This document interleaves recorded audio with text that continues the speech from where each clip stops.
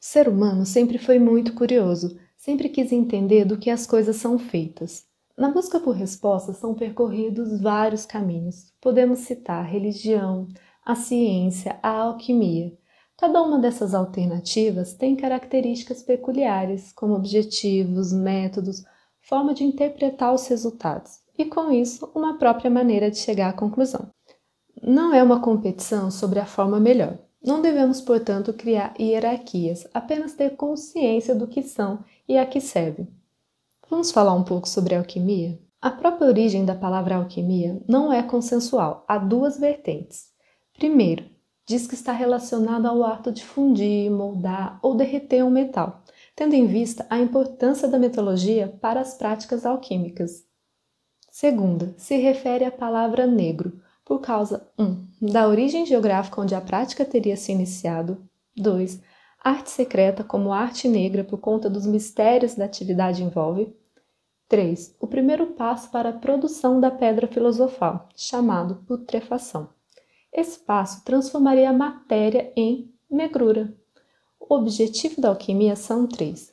1. Produzir o homúnculo, 2. Produzir ouro, 3. Produzir o elixir da vida eterna. Produzir o homúnculo significa produzir um ser humano. Acreditava-se que ao misturar determinados ingredientes sob condições específicas seria possível criar a vida. Uma das receitas dizia que o alquimista deveria colocar sêmen humano em um frasco fechado e enterrar em esterco de cavalo durante 40 dias e então magnetizá-lo. Produzir ouro nem sempre queria dizer o metal. Para os alquimistas orientais, produzir ouro queria dizer evoluir espiritualmente até a perfeição. Mas, para os ocidentais, ouro era ouro mesmo, processo chamado de transmutação. Para transmutar, era preciso ser evoluído espiritualmente. Produzir o elixir da vida eterna significava restaurar o equilíbrio perfeito do corpo humano. Para isso, acreditavam que deveria ser ingerida uma entidade perfeita, o ouro alquímico. Uma questão muito interessante na alquimia é que para atingir os objetivos não adiantava seguir um ritual certo, era preciso merecer. Portanto, mesmo que você fizesse um ritual certo, se você não merecesse, não ia conseguir realizar a alquimia. O poder alquimista poderia ser ampliado através do uso da pedra filosofal. Por isso, a gente vê tanto em filmes alquimistas tentando produzir e criminosos tentando roubar a pedra. As receitas alquimistas eram escritas na forma de símbolos para proteger o alquimista. Afinal, as possíveis descobertas valiam muito dinheiro. Além disso, os imperadores não estavam nada felizes com a ideia de pessoas saírem produzindo ouro. Mas será mesmo que é possível produzir ouro? Veja nesse experimento. Vamos precisar de 3 moedas de cobre. Essas moedas serão mergulhadas em uma solução que está fervendo. Após um tempo, as moedas ficarão prateadas. Elas devem ser retiradas da solução e lavadas. Uma das moedas a gente vai colocar no fogo. E como você consegue observar, ela fica então dourada, assim como o ouro. Mas será que é ouro? Para os alquimistas, o que importava era parecer ouro, pois não haviam técnicas de identificar os metais. Portanto, parecer ouro era o suficiente para ser considerado ouro. Alguns alquimistas ficaram muito famosos ao longo da história, nem sempre pela alquimia. Um exemplo é o Newton, famoso pelas leis físicas. Para atingir os objetivos alquímicos, os alquimistas tiveram que construir uma teoria sobre a constituição da matéria. Uma dessas teorias afirmava que a matéria era feita de enxofre, sal e mercúrio. Nada a ver com as substâncias atuais. Essas 3 entidades juntas formam a tria-prima. O ouro seria produzido a partir da mistura desses 3 princípios nas condições certas. A saúde no corpo humano poderia ser restabelecida equilibrando essas entidades. As ideias dos alquimistas não foram as únicas que atravessaram os tempos. Alguns filósofos deixaram sua marca, como Tales de Mileto.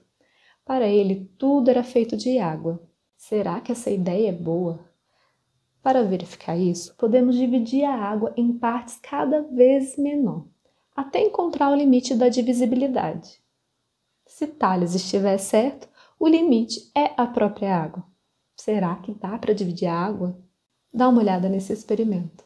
Vamos começar colocando a água dentro do nosso sistema. Após fechá-lo, vamos submeter a água à energia elétrica. A energia elétrica aqui vai ser usada para quebrar a água em partes menores. Enquanto essa quebra está acontecendo, a gente observa ser formada duas entidades. Sabemos que são duas porque a quantidade gerada é diferente. Enquanto de um lado temos um valor específico, no outro lado temos o dobro. Essa é uma evidência de que a quebra da água não gera mais água, mas geram duas entidades distintas. Além disso, podemos coletar essas substâncias e colocá-las no fogo e observar o efeito. Podemos observar que das duas substâncias, apenas uma delas tem uma característica de ser inflamável. Essa é mais uma evidência de que são entidades distintas, substâncias distintas. Portanto, quando quebramos a água em partes menores, não obtemos mais água, mais substâncias diferentes. Logo, mostramos que o modelo de Tales de Mileto não é um bom modelo, pois ele não resistiu ao teste. Uma outra forma de interpretar a natureza é através da ciência, como a química. É importante a gente destacar que a química, apesar de estar sendo apresentada depois da alquimia, ela não é uma evolução da alquimia. A alquimia não é uma pré-química, elas são estruturas diferentes. A ciência tem como pilar o uso de modelos, e modelos são representações. Essas representações podem ser na forma de imagens, gráficos, equações e outras entidades. Quando podemos dizer que um modelo é bom? Será que quando a gente encontra resultados positivos? Não.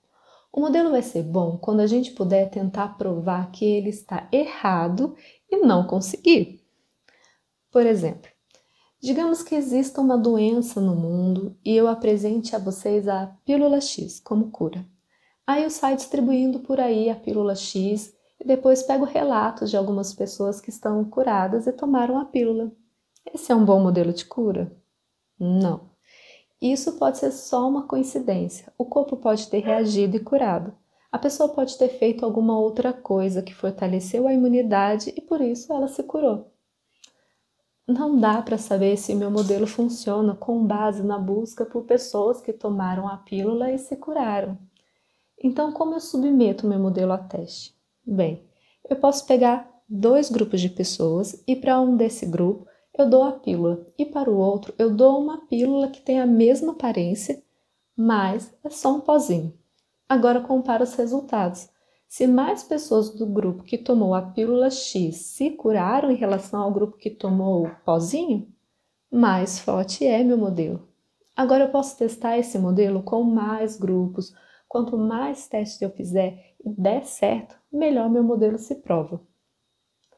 Agora vamos supor que eu diga que a cura vai acontecer se você tomar a pílula B, porém não adianta tomar, tem que acreditar. Só funciona se você acreditar. Faça o mesmo teste que foi feito no exemplo anterior. Qual a conclusão que eu chego? Nenhuma. Porque para as pessoas que não foram curadas, eu posso dizer que elas não acreditaram o suficiente. Assim, não importa o que eu faça, o teste que eu tente montar, eu nunca vou conseguir provar que esse modelo é falso, porque sempre vai ficar a dúvida. Será que a pessoa não acreditou e por isso ela não foi curada? Então, para a ciência, esse não é um bom modelo. Será que agora você consegue dar um exemplo sobre um mau modelo científico?